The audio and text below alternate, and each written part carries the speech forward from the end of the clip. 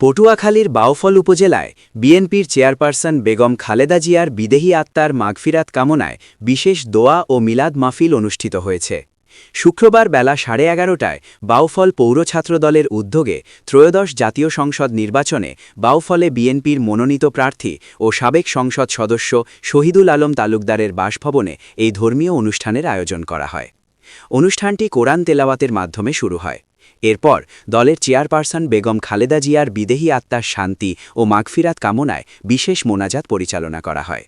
পৌর ছাত্রদলের সাবেক আহ্বায়ক আবদুল্লাহ আল ফাহাদের সভাপতিত্বে আয়োজিত এই মাহফিলে প্রধান অতিথি হিসেবে উপস্থিত ছিলেন বিএনপির সংসদ সদস্য প্রার্থী শহীদুল আলম তালুকদার। তিনি তার বক্তব্যে দেশের এই সাবেক প্রধানমন্ত্রীর প্রতি গভীর শ্রদ্ধা জানিয়ে তার জন্য সকলের কাছে দোয়া কামনা করেন।